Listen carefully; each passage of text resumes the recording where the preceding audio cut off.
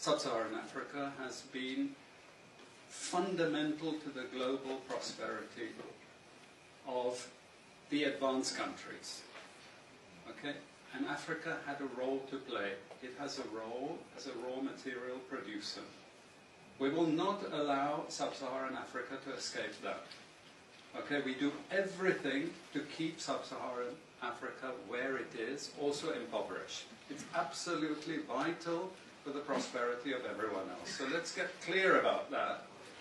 Okay, and this means all the economic structures, all the global institutions, and the economics we teach everyone is all designed to keep Africa exactly where it is.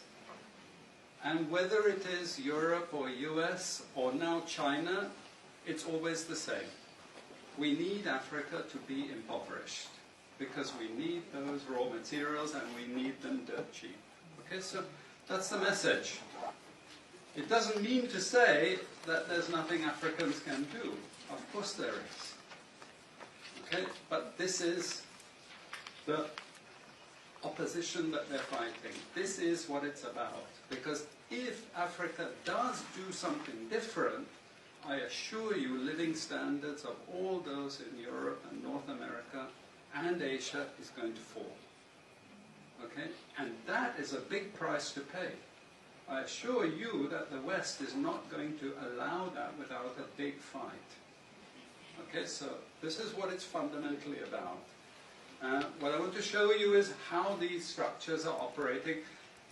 It's just 20 minutes, so we can't do very much, but just to give you a little bit of an idea. And why I keep the ideology part there is because we are part of the producers of ideology. At universities and academic institutions, we are complicit in this whole enterprise. Okay, so the job of many Western academics is to convince Africans they have to keep doing what they're doing. Okay? And to show them it's your fault that you're poor. It's not our fault.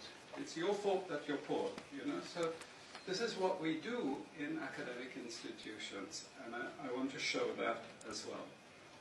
We just start. This is what it's basically about, so you know what it's about. But I want to just show you the extent to which Africa is specializing in the production of raw materials and basic agricultural goods.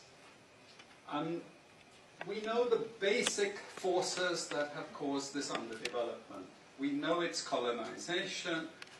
I will not discuss that very much because my colleague speaker is going to go into some aspects of this.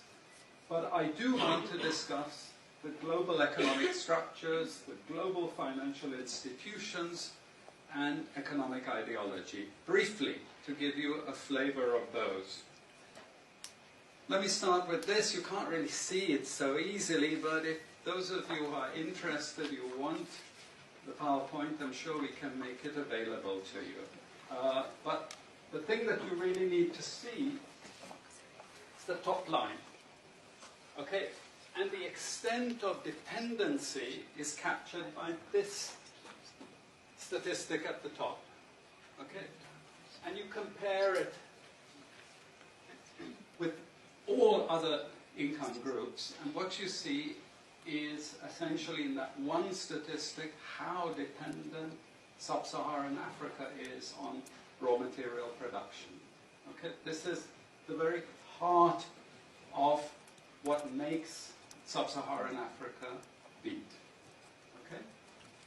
Here, just to have a look at one very important additional statistic, with all this export coming from sub-Saharan Africa, how much does sub-Saharan Africa account for in terms of global trade value?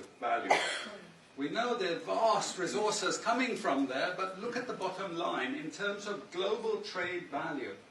Look at that. 0.5%, 1975, 0.95%, going down to 0.1. To 0.1. Meaning that with all these vast resources being produced, how much are they getting for it? Nothing. Nothing. This is a very significant piece of data.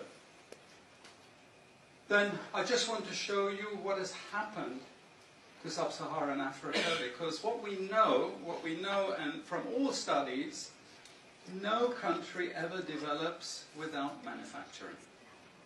Okay, producing raw materials will not take you anywhere. Producing basic agricultural goods will not take you anywhere. And let's have a look at how much manufacturing activity takes place in sub-Saharan Africa. We can look over the last 15 odd years, 15, 20 years. And we see manufacturing has actually declined as a percentage of the total. This is percentages of total production in sub-Saharan Africa. How much of it is accounted for by manufacturing? So this figure here is 17% of the total. Most of the rest, when we talk of industry, it includes manufacturing, but the bulk of it is mining. Okay? Raw material extraction. This is the bulk of it. And here we see actually raw material extraction has stayed the same. What has caused industry to fall is the fall in manufacturing production. This is deliberate because we will never, as Western economists, as Western policymakers, we cannot afford to allow Africa to industrialize and start producing manufactures. Okay, so we will do everything to stop that. And I'm going to show you how we actually block that.